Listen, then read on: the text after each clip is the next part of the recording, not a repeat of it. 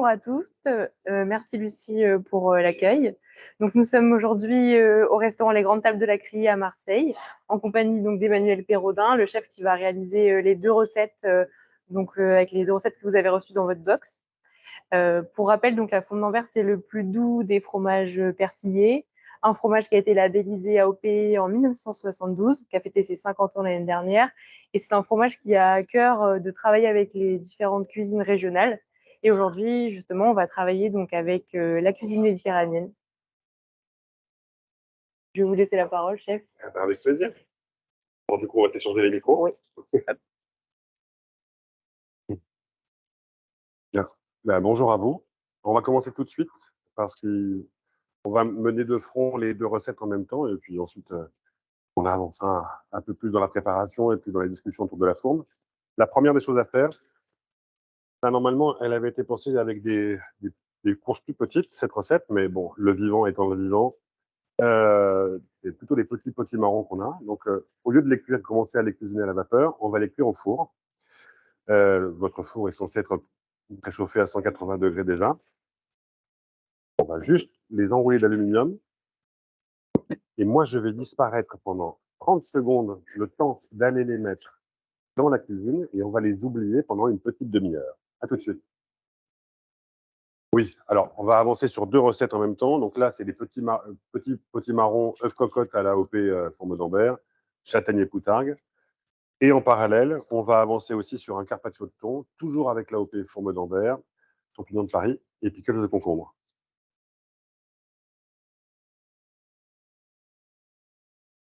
Les potimarrons sont donc au four. Alors pendant ce temps-là, on va commencer à avancer sur l'autre recette, le carpaccio. Alors là, cette fois-ci, toujours pour des questions d'approvisionnement et de vivant, il était plus simple de prendre un thon. Mais la recette fait des merveilles également avec de la bonite ou de la palamide, qui sont des cousins du thon. Elle fait aussi des merveilles avec, même si les goûts sont un peu plus marqués, plus forts, ça reste vraiment, c'est encore plus intéressant de travailler justement avec, effectivement, la fourme, c'est très doux, mais c'est aussi très présent. On sent bien que la flore, en fait, est là, agit presque comme un poivre très floral. Et donc, on prend un morceau et donc ça fait des merveilles avec la sardine ou le maquereau, ou le chinchard, par exemple. Donc là, un morceau de thon. Moi, j'aime bien les saler pour les raidir un tout petit peu. On va les saler pendant une petite dizaine de minutes. On sale sur toutes les faces.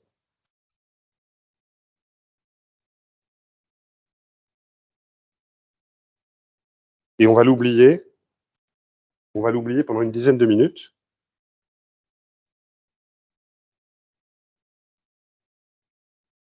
Voilà. Qui va nous permettre de repartir maintenant sur la première recette. Souvent, la cuisine, quand on prépare aussi bien dans un restaurant qu'à la maison, on essaie d'avancer sur plusieurs recettes en même temps, histoire d'optimiser évidemment notre temps. Alors là, la première des choses qu'on va faire, c'est qu'on va préparer ce qui va se trouver dans le fond du potimarron quand il sera cuit, c'est-à-dire un hachis de noisettes. Alors là, on utilise un pilon et un mortier. Évidemment, on peut le faire au couteau aussi, même si l'avantage du pilon et du mortier, c'est qu'il va éclater plus les fibres et exprimer plus de toute la matière en fait que le couteau. Et c'est évidemment bien plus intéressant que de le passer dans un mixeur. Le mixeur a tendance à, alors ça peut être très très bien un mixeur ou un blender ou un robot, mais il a tendance quand même malgré tout à brûler les aliments et à modifier leur goût. Donc 4 châtaignes.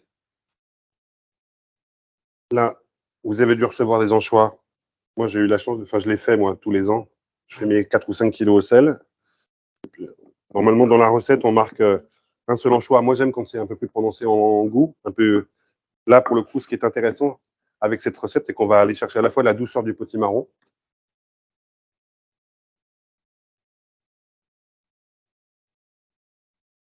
Oui, c'est des châtaignes, pardon. Des marrons. Oui, les marrons. Oui, c'est pareil. Alors oui, oui. Oui, vous avez reçu des marrons, mais en fait, le marron n'est pas comestible. Hein, parce que ce qu'on appelle des marrons, en fait, ce sont des châtaignes, quoi qu'il arrive. Le seul fruit à coque là, de cette châtaignier, qu'on appelle parfois marron, c'est malgré tout des châtaignes. Non, non, j'ai dit noisette. Non, c'est châtaigne, c'est châtaigne. Ah, je me suis trompé, c'est châtaigne, pardon, désolé. Pas pourquoi j'ai dit noisette d'ailleurs. Alors, donc là, moi, j'ai rajouté donc un filet et demi. Pour justement, l'idée, en fait, dans ce plat-là, c'est d'aller chercher la douceur et en même temps d'aller chercher le corset, parce que les goûts du Sud, c'est quand même des goûts qui sont bien prononcés, bien présents, bien corsés et malgré tout assez doux. Ce qu'est aussi, dans une certaine mesure, la fourme, en fait. C'est pour ça que ce fromage est intéressant avec les recettes d'ici. Alors, ou vous utilisez du piment d'Espelette ou du paprika. Là, il s'avère que j'ai la passion de faire sécher les aliments hein, aussi. Donc, on a pu aller ramasser avec mon fils du piment d'Espelette. Du coup, hop, j'en mets un là. Alors, l'avantage du piment, hein, de ce piment-là, c'est qu'il va être présent sans brûler quoi, hein, le palais. Donc, on pile bien.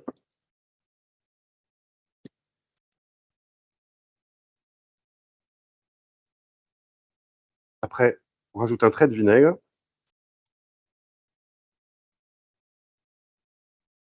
Alors, le vinaigre de cidre c'est très, très bien, mais les vinaigres de chez Martin Pouret, c'est très, très bien aussi. C'est même très élégant.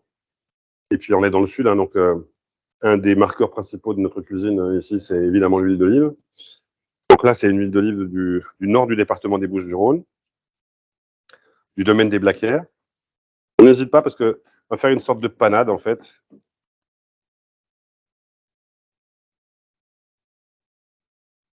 pas si on peut le voir, mais ça fait une sorte de pommade comme ça.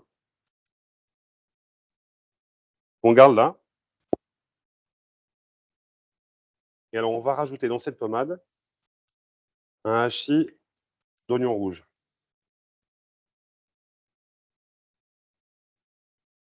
Oui, bien sûr. Une panade, en fait, c'est une sorte de pommade, un mélange, en fait, finalement, un peu épais. Un mélange un peu épais normalement, c'est fait à base d'oignons ou d'ail le plus souvent. Là, l'oignon ne va pas être écrasé pour une fois, il va juste être ciselé. Et on obtient une sorte de pommade, en fait, qu'on peut appeler la panade.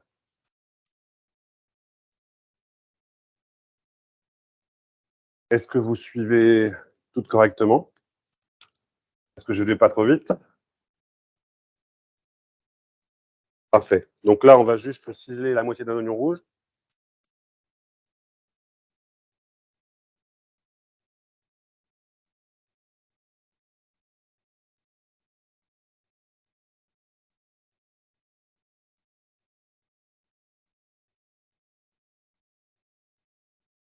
Oui, en fait, dans l'idée, il faut d'abord pratiquer trois incisions latérales.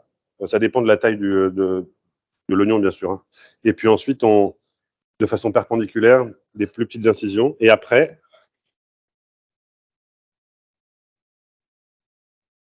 voilà.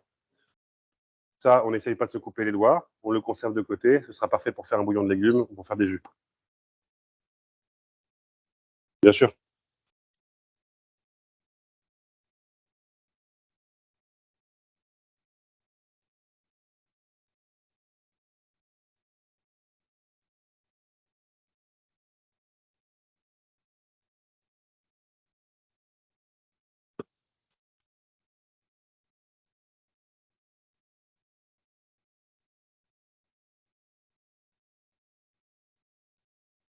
Oui, bien sûr.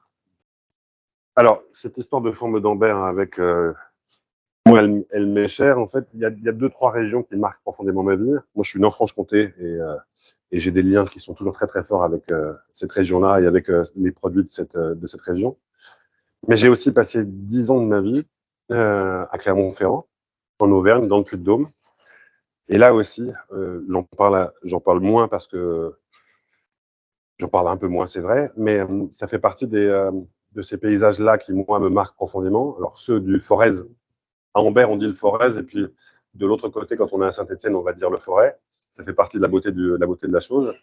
Mais ces paysages-là volcaniques, je suis ému à un point, vous pouvez même pas imaginer quand je revois le Puy-de-Dôme à chaque fois. Mais ces paysages, cette culture et ce goût, qui a été formé aussi en partie de mon côté en Auvergne, notamment avec la fourme, continue de m'habiter et de nourrir le cuisinier et l'homme que je suis aujourd'hui.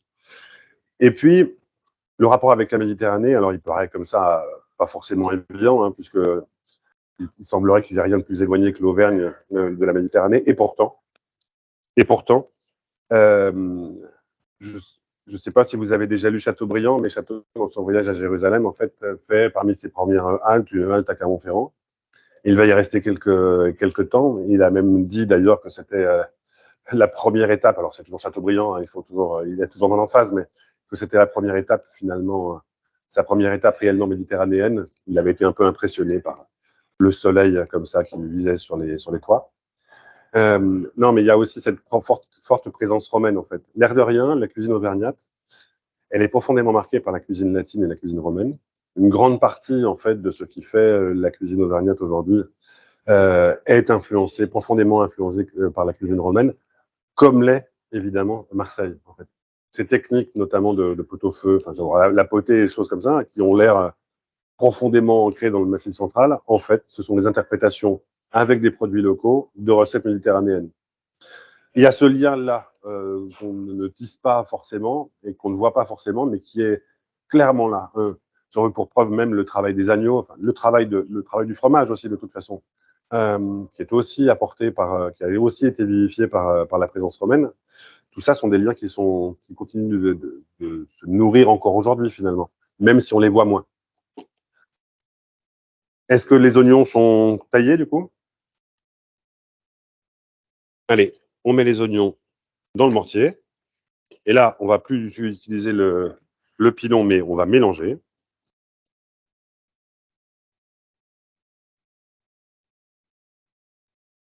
On va goûter. Hein. Parce que c'est bien de goûter à chaque étape ce qu'on prépare. C'est même essentiel. Non, je sais pas si pour vous c'est comme moi, mais pour moi c'est intense, c'est bien vif, c'est bien présent. On sent bien l'intensité marine, adoucie par la châtaigne. L'oignon fait son travail, il apporte de la fraîcheur, et le piment est là.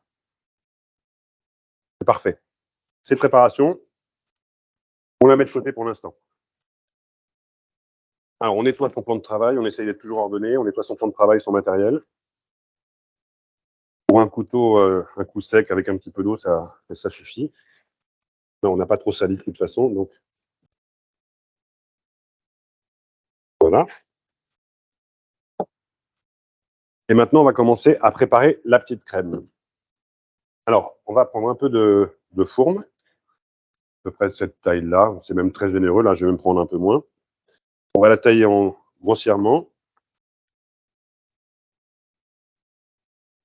J'espère que vous l'avez goûté avant, parce qu'elle est vraiment très, très aromatique et très bonne. Voilà. Et là, on va faire fondre cette fourme avec un peu de vin blanc. Alors, pourquoi du vin blanc? Traditionnellement, on aurait pu même utiliser du saké hein, pour cette recette. Le saké, on n'y pense jamais, mais le saké, ça fait des merveilles avec la fourme. Vraiment, ça fait des merveilles. Faut vraiment l'essayer. Si jamais vous en avez chez vous, vous faites cet essai-là, vous allez surprendre vos invités. C'est une certitude. On n'y pense jamais, mais je peux vous assurer que ça marche. Pourquoi du vin blanc plutôt que du vin rouge, alors que naturellement, on aurait tendance à aller vers du vin rouge pour les pâtes persillées? Bah, tout simplement parce que le vin blanc, mais c'est comme pour tous les fromages, en fait, qu'on décide de faire fondre, va aider justement le fromage à fondre et à garder une vraie homogénéité. Donc l'idée, c'est de on va pas réduire non plus hein, pas trop fort. Hein. On y va doucement.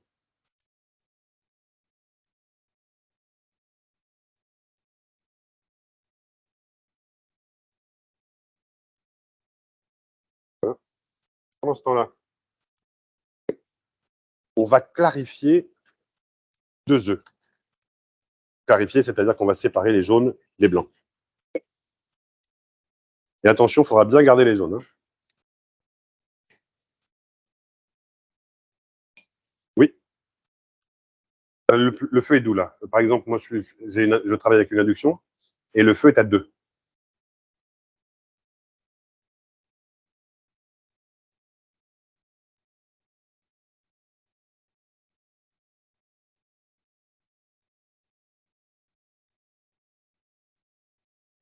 On sépare les blancs des jaunes, du coup.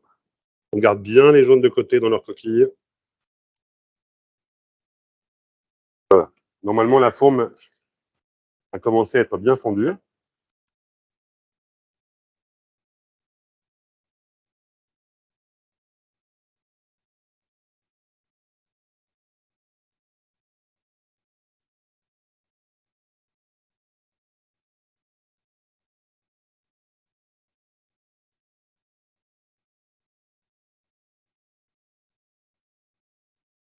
On est généreux sur la crème. Hein.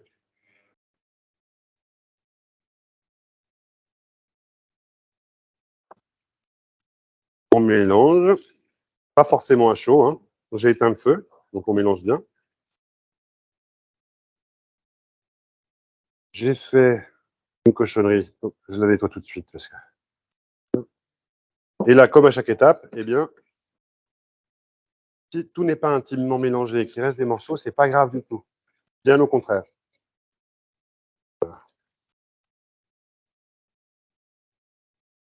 On goûte.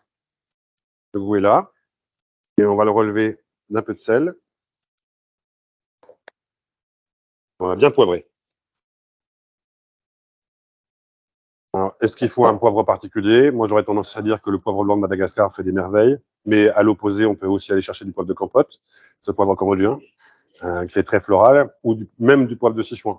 Ce serait impeccable. En tout cas, un poivre qui exprime vraiment la fleur, quoi.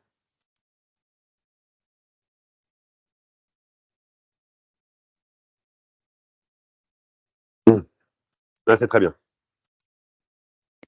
On a les blancs. Et dans ma mise en place, j'ai oublié de prendre un fouet. Alors, je vais m'absenter juste 20 secondes pour aller... Oui, alors, merci Laurent. On va monter donc les blancs en neige. Alors, vous pouvez le faire au robot, mais avec 2 blancs, franchement, on va le monter ensemble à la main. Comme ça va me permettre de vous expliquer quel est le bon geste pour monter les blancs.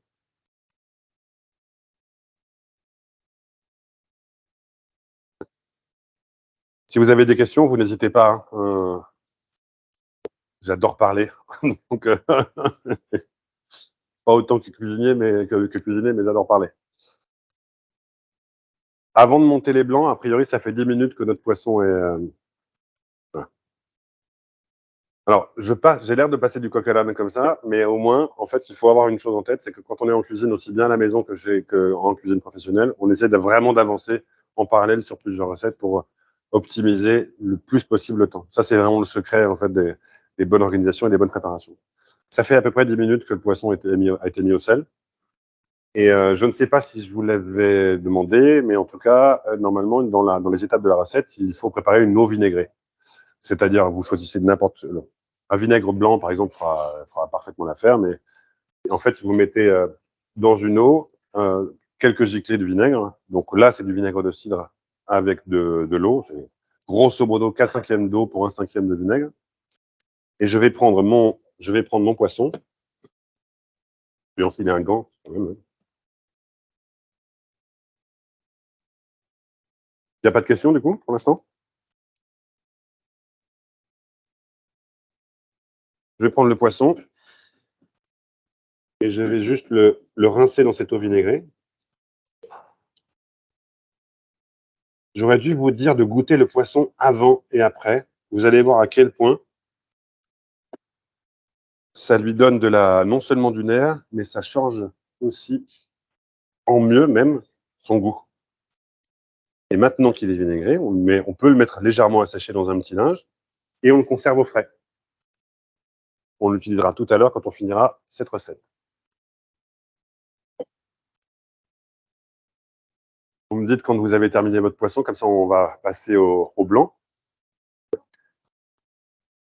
Alors, le sel va réduire les chairs et le vinaigre va lui donner une pointe d'énergie. On pourrait se contenter de le rincer à l'eau, mais du coup, on n'aurait pas ce côté très vivifiant en fait, que va lui apporter cette pointe de vinaigre. On commence à fouetter? Est-ce que vous êtes prête? On y va. Alors, quand on fouette, en fait, c'est pas l'épaule qui travaille, hein, c'est que le poignet. Vraiment, on peut fouetter vraiment pendant des heures sans se fatiguer. C'est qu'il n'y a que ce mouvement-là qui travaille. C'est pas, vous allez voir. C'est que le poignet.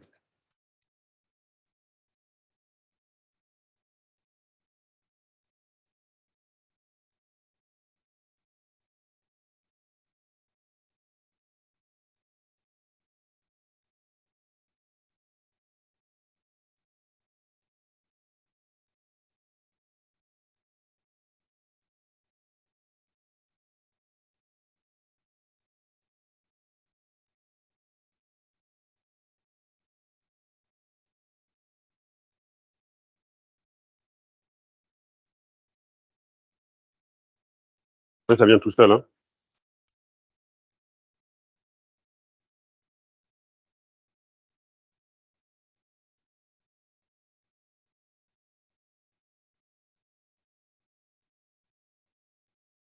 Bon, évidemment, ça monte mieux quand les blancs ont été sortis, les œufs ont été sortis avant, hein. À température ambiante, ils montent mieux. Le sel ne les fait pas mieux monter. Le jus de citron, oui, en revanche. Là, j'en ai pas mis parce que bon, je cherche pas à faire une meringue non plus.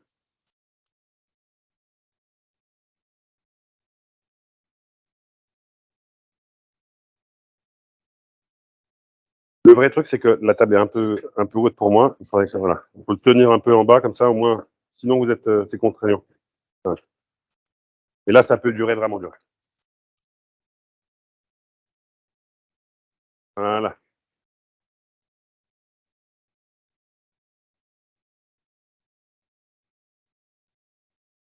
Ils sont bien montés. Très bien. On laisse de côté un tout petit peu. On y reviendra juste un tout petit peu après parce que je veux pas qu'on les incorpore trop tôt à la crème. Et c'est pas très grave s'ils sont un peu montés d'avance. Dans 3 minutes, on va les incorporer. Du coup, on va commencer à revenir sur notre sur la recette du carpaccio de thon. C'est toujours ces allers-retours.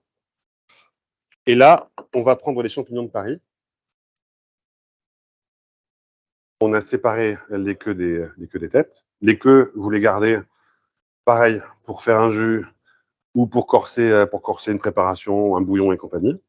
Vous pouvez même les tailler, les faire revenir pour une omelette, dans laquelle vous pourriez d'ailleurs rajouter au dernier moment des dés de fourme d'Ambert et ça ferait des merveilles.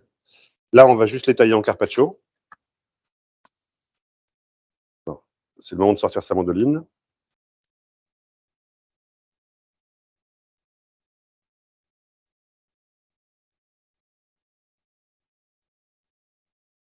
Donc, on va obtenir ça.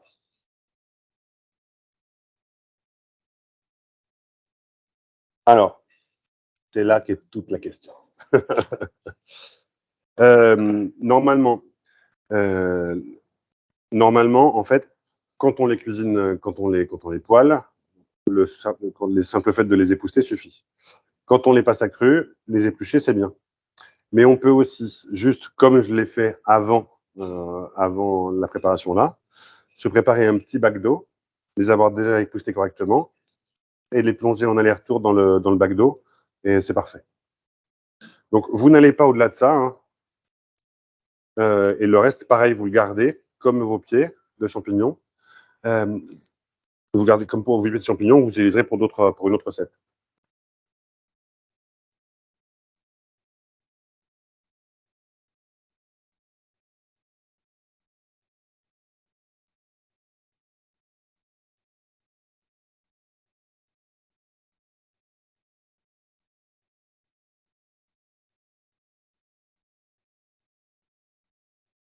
Voilà.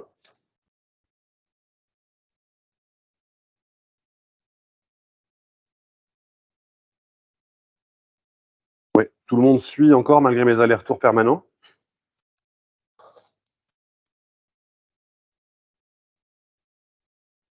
C'est bon? Magnifique. Alors, pareil, on va continuer à préparer.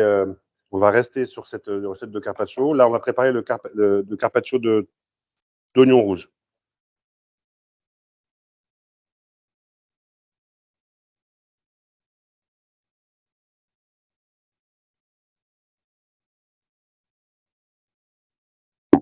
Je ne sais pas si vous l'avez déjà épluché.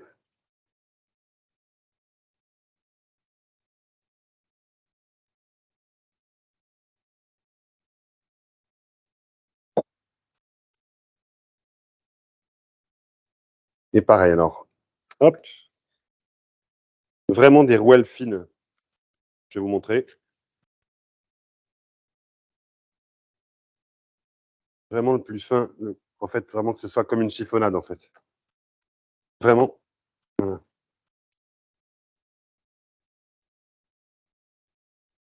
Faut pas que, il faut qu'elles soient presque, quand vous allez quand elles vont agir sur le plat, il faut qu'elles soient presque fondantes, en fait, à la dégustation. Il faut qu'elles aient perdu presque un peu leur côté croquant, et ce côté-là, et c'est grâce au fait que vous allez les tailler finement que vous obtiendrez cet effet.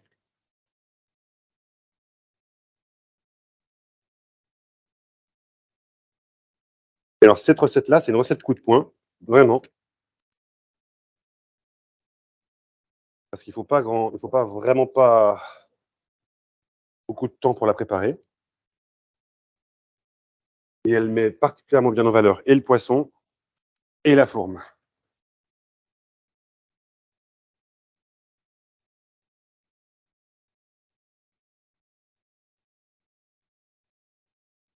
Du coup, on a quasiment tout en fait hein, pour cette recette. Donc on a les champignons carpaccio, les oignons en fines rouelles.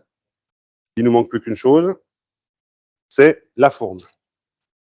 Alors, vous avez dû recevoir une fourme en entier, même pas en entier. Vous avez reçu un morceau de fourme. Là, je suis en train de me faire taper sur les doigts. L'idée, ça va être de le tailler en carpaccio. Du coup, comment faire quand on n'a pas une trancheuse à jambon? Vraiment, vous allez y aller très, très, avec beaucoup de délicatesse. C'est pas grave si ça ne sort pas comme une feuille.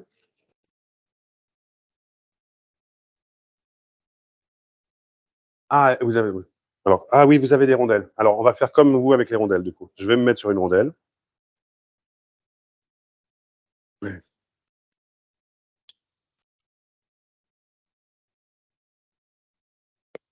Est-ce que ça correspond grosso modo à la taille de la rondelle? Un peu plus gros. Bon.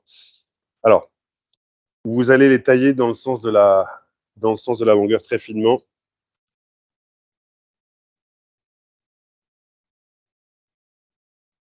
Et vous prenez votre assiette dont vous tapissez le cœur de cette donc presque julienne, mais normalement carpaccio de fourme.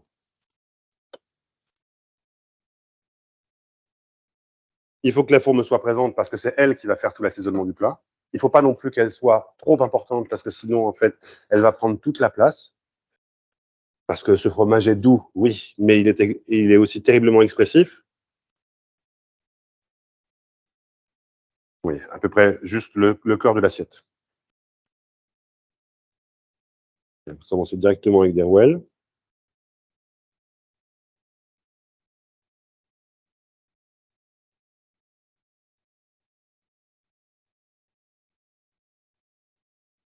L'idée de la finesse en fait du taillage, elle tient au fait que ça doit fondre, comme les oignons doivent fondre. La forme doit fondre quasiment tout de suite en bouche quand vous allez la manger. C'est pour ça qu'il faut tailler finement. Si vous taillez plus grossièrement, pareil, là vous auriez plus de mâche et donc le goût deviendrait tout de suite plus intense et nuirait au goût du poisson et à l'ensemble du plat. Donc là, je ne sais pas si vous êtes prêtes toutes sur votre. Est-ce que vous avez toutes taillé votre fromage? Est-ce qu'il est au fond de votre assiette?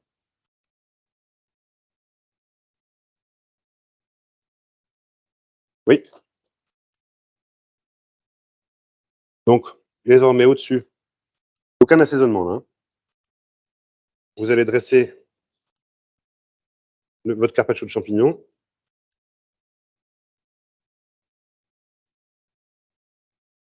Oui, oui, tout de suite.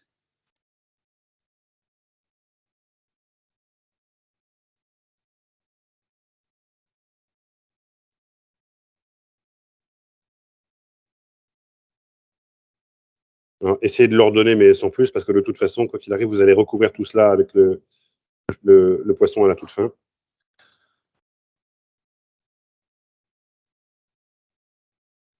Voilà. La même chose avec la deuxième assiette.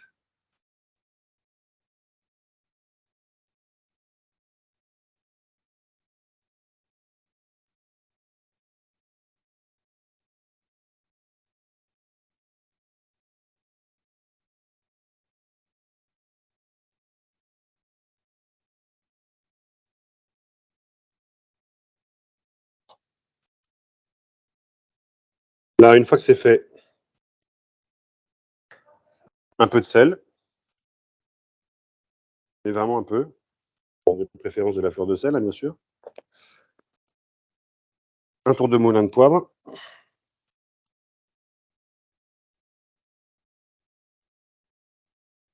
Un trait d'huile d'olive.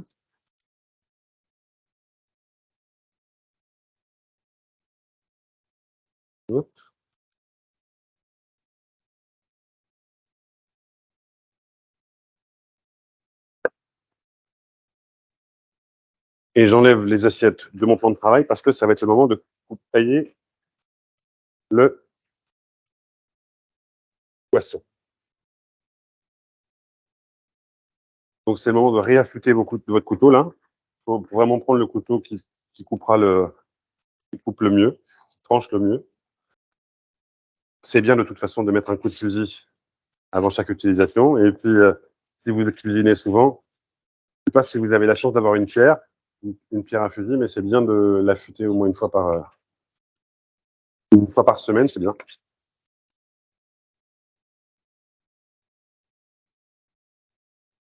Oui, alors moi j'utilise ce couteau parce qu'il m'a été offert par mes seconds à l'occasion de la naissance de mon fils. C'est un couteau qui me sert à peu près tout le temps et pour à peu près tout, dont je fais quasiment tout avec, un couteau japonais.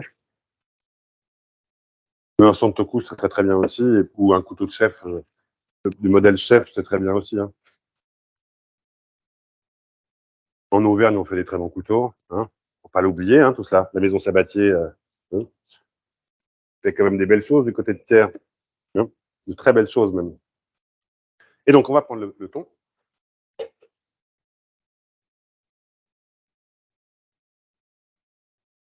Voilà. Je sais pas quelle taille vous avez eu de thon.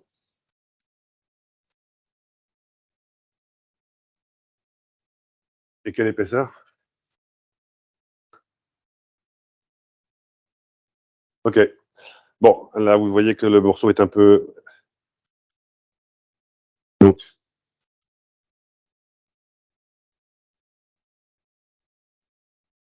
l'idée, ça va être de le tailler le plus finement possible. On va goûter hein, comme à chaque étape. Hein. 2 fois moins. Alors, là, je ne sais pas comment vous aider pour vous dire comment le tailler le mieux en carpaccio. Je vais réfléchir. Bon, essayez de le tenir droit comme ça, en tout cas, déjà, même s'il est plus. Et vous allez, vous voyez, aidez-vous de quelque chose qui va vous aider à le tenir derrière pour avoir une pression. Et puis maintenez-le fermement, mais sans l'écraser. Puis on va y aller.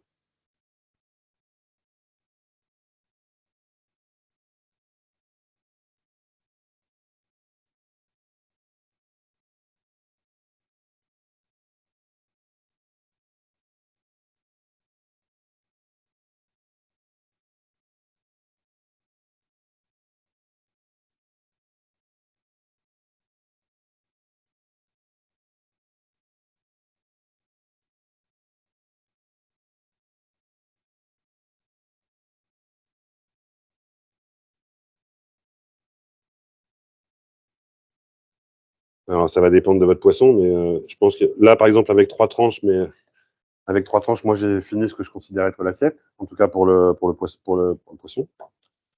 3 tranches font bien l'affaire.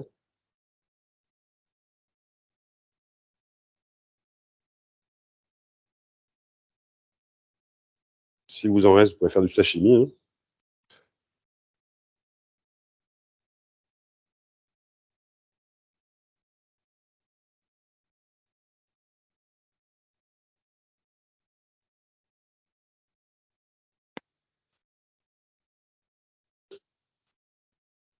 sont toujours au four. Et d'ailleurs, j'allais justement y venir. Une fois que j'ai taillé mon thon et avant de continuer la recette, je vais aller vérifier la pointe de cuisson du petit marron.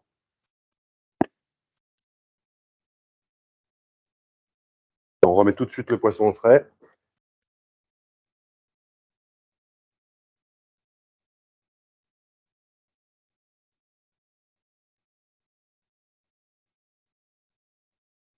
Je vais en profiter pour changer de planche. Je reviens. Bon, alors là, normalement, vos petits marrons, ils sont cuits. C'est super. Donc, on les décalote légèrement. On garde un peu l'aluminium, ça va nous servir. Et là, l'idée, vous allez couper un petit chapeau. Alors attention, sans vous brûler. Vous allez prendre, vous prenez ou un tissu ou un morceau de papier et vous lui enlevez le chapeau. Voilà. Et ils sont nickel. Et très délicatement, vous enlevez les graines.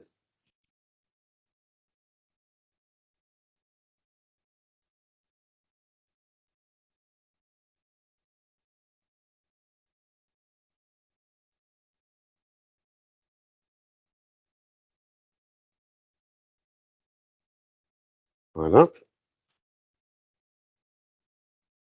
On fait la même chose avec le deuxième.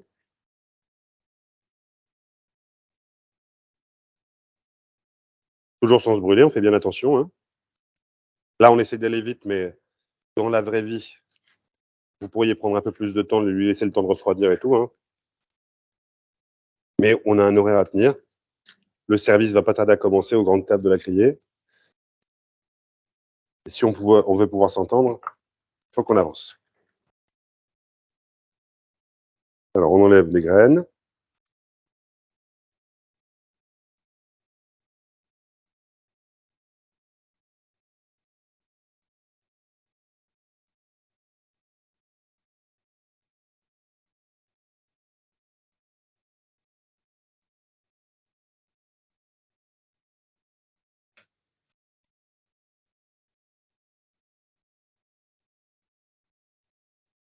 Ouais. Est-ce que tout le monde suit encore?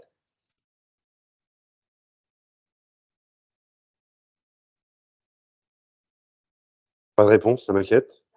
Ah bon. Super. OK. Voilà. Est-ce que vous avez tout évidé vos petits marrons? Oui. Dans la préparation initiale, là, on va revenir au mortier au pilon. J'avais oublié de rajouter du fenouil qu'on fait tout de suite. Alors évidemment, le fenouil, c'est pas que du sud, mais c'est quand même un des goûts profonds du sud en plus, qui va apporter aussi une complexité florale au plat. Et donc, vous allez garnir, vous répartissez votre préparation là, votre hachis, dans le fond des deux petits marrons. Je ne sais pas si ce sont des tailles égales. Okay. Est-ce que cette étape, vous venez de la passer, vous avez bien réparti? Oui. Du coup, votre crème, elle a refroidi, hein, et vous allez incorporer votre blanc. Alors, comme toujours, hein, vous prenez un tiers de la masse, vous n'hésitez pas à incorporer avec beaucoup de vigueur.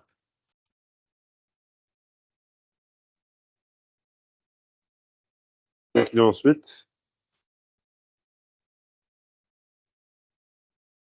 incorporer délicatement les blancs au mélange crème-fourme pour avoir un mélange homogène, alors comme pour une mousse. Hein. Oh ben là, avec une maryse, c'est très bien, mais avec une cuillère, ça fonctionne très bien aussi. C'est pas la peine de.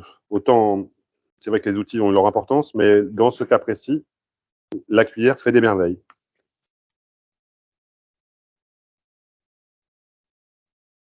Donc, il doit y avoir encore un peu quelques grumeaux à ce stade-là. Je ne sais pas si vous les voyez.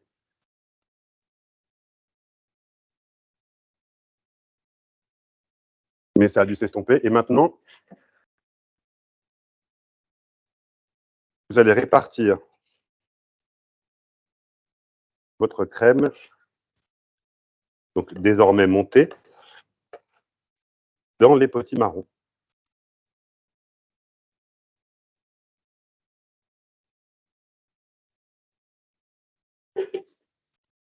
Alors, moi, j'ai manqué de délicatesse, du coup, ça a débordé partout. Voilà. Et un petit coup de papier, et il n'y a plus rien. Et là, je vais à nouveau disparaître pendant quelques instants, parce que je vais aller au four et renvoyer ça à 180 degrés pendant 10 minutes.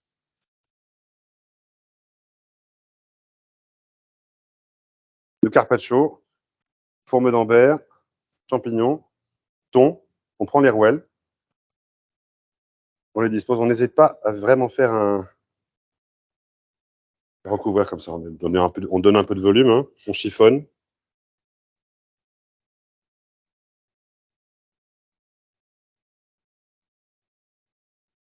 On vous a livré des pickles de concombre qui sont en roux. Vous allez en sortir, allez, 4.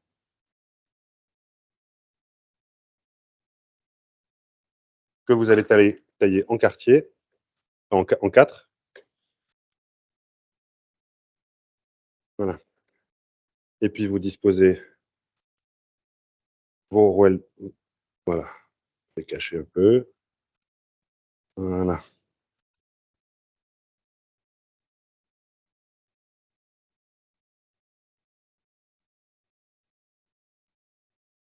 Il y a une assiette sur laquelle j'ai pas mis assez d'oignons, mais je verrai. Voilà. On termine. On va terminer avec un trait d'huile d'olive. Généreux, hein. Un peu de fleur de sel, mais un peu seulement, parce que le poisson est déjà bien assaisonné. Voilà. Et voilà. Notre première recette est terminée. Je vais prendre juste 2 minutes pour ranger mon plan de travail qui est devenu catastrophiquement dérangé. Ok, je suis allé chercher donc les potimarrons qui sont cuits de mon côté. Je ne sais pas si c'est le cas pour vous. Enfin, même si c'est un peu tremblotant, c'est bien. Tremblotant. Alors, là, ce qu'on va faire, quand les potimarrons sont à côté de vous, prenez un peu de fourme, taillez en petits dés, plus ou moins brunoise, plus ou moins. Ça peut être un hachis aussi, hein. Et vous allez prendre. Vous vous souvenez des jaunes que vous avez gardés? Et bien là, ce jaune-là, vous allez le mettre au centre de votre potimarron. Voilà. Et puis tout autour, vous allez parsemer de ces petits dés de fourme d'Ambert.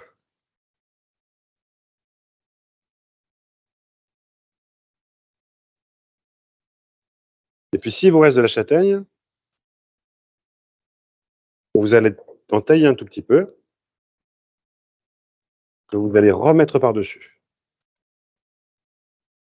Et puis on va finir avec un tour de moulin au poivre. Et on va renvoyer tout cela pendant 2 minutes à 180 degrés. Et on finira avec la poutargue.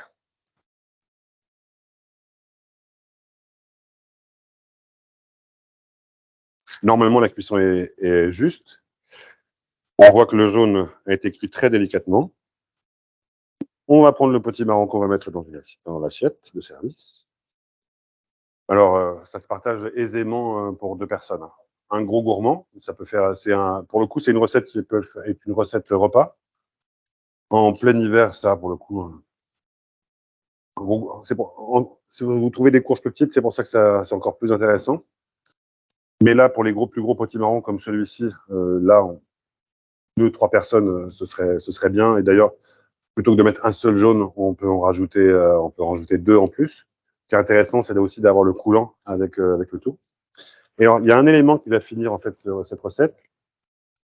c'est ça. Alors, on aurait pu mettre de l'oursin aussi, mais c'est très compliqué. C'est devenu très compliqué et terriblement compliqué de trouver des langues d'oursin. En ce moment, en plus, il y a eu beaucoup de vent. On a eu ce qu'on appelle ici, depuis 2-3 jours, des coups de la baie. C'est-à-dire, c'est un vent du sud qui tape vraiment fort et qui interdit toute sortie en mer. Donc, les oursins, quoi qu'il arrive, ça n'aurait pas été possible. Et donc, la poutargue, en revanche, c'est beaucoup plus simple, hein, même si c'est pas si simple que ça à trouver. La poutargue, ce sont des œufs de mulet séchés. C'est une spécialité de Martigues. Martigues, c'est une ville qui se trouve à l'ouest de la ville de Marseille. Et c'est vraiment à la fois un dégoût méditerranéen fort, mais ce goût-là qu'on retrouve aussi dans la salaison auvergnate, hein, le côté iodé en moins, le côté marin en moins, mais malgré tout, cette vraie intensité de la salaison, qui est aussi un souvenir romain, un souvenir antique. Si les Auvergnats font aussi bien la charcuterie aujourd'hui, c'est parce que tout cela a été appris avec Rome. Et donc, on va prendre cette poutargue, et là, c'est selon son goût. Mais si jamais vous goûtez la poutargue, je ne sais pas si vous en avez déjà goûté, elle a un goût très fort. Mais il ne faut pas hésiter à en mettre, à la râper. J'espère que vous avez une microplane chez vous. Parce que là, elle va faire des merveilles comme assaisonnement. Elle va accompagner la douceur et la force de la fourme. Et il ne faut pas hésiter à en mettre parce que le plat est très doux. Et la poutargue va lui apporter le nerf dont il a besoin. Et voilà. J'ai évidemment éclaté le volume horaire qui m'avait été donné. Je suis désolé, mais j'espère que vous avez été attentifs jusqu'au bout. Et je suis bien sûr disponible pour toute question que vous soyez susceptible de me poser.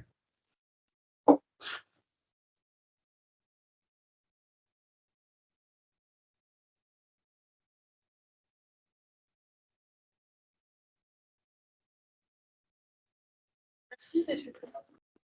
Merci, c'est chaud. Bon. Merci à vous.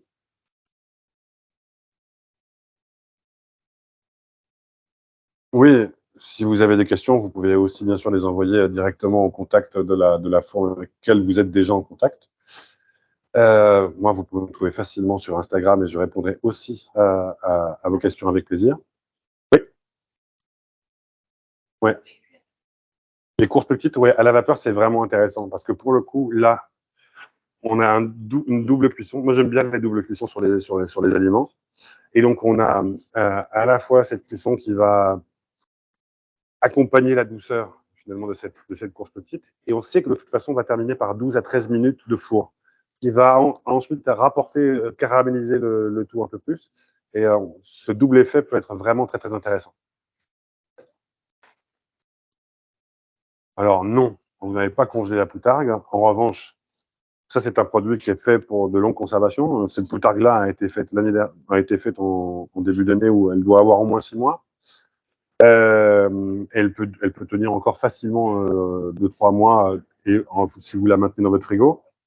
Si vous l'avez acheté, si vous l'avez trouvée sous paraffine, vous la filmez bien et puis vous la maintenez au frigo, c'est très bien. Moi, rien ne vous empêche de la mettre au congélateur, évidemment. Parce qu'effectivement, je vois la question qui est derrière votre question, c'est que qu'est-ce que je fais de la poutargue qui va me rester si jamais je suis obligé d'en acheter une jambe entière?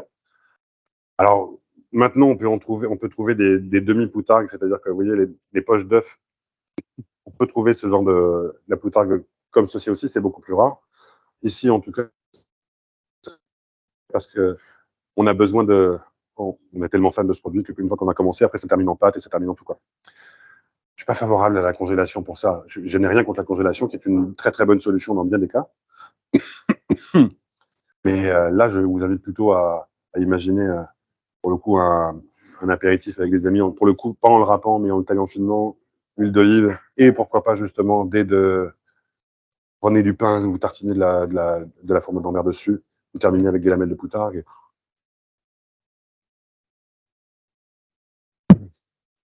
La fourme, pour le carpaccio, c'est l'assaisonnement, en fait. Et c'est tout. Le poisson avec le fromage, en règle générale, ça marche vraiment très bien. Un poisson avec un fromage qui est lui-même déjà, portant lui-même, en fait, une aromatique très florale, très riche, très grasse aussi en même temps. On n'a quasiment pas fait d'assaisonnement sur ce plat-là, et tout l'assaisonnement va résider dans la fourme d'Ambert brute. Ici, qui va être intéressant, c'est justement de travailler la douceur, mais la douceur dans sa grande complexité, et de pouvoir y apporter un produit extrêmement corsé, extrêmement intense comme la poutargue. Et ça va permettre de soutenir justement une utilisation massive de ce produit qui peut être perçu comme étant parfois un peu agressif. Bon, merci à vous. Eh ben, merci beaucoup. Merci pour cette heure que nous avons passée ensemble. Et puis, à très bientôt. Puis, j'espère que vous irez jusqu'au bout de la forme que vous avez eue. Pas forcément en la cuisinant, mais juste en la mangeant comme ça, tout simplement. C'est un plaisir solitaire absolument incroyable. Et puis, c'est un plaisir à partager aussi. À bientôt.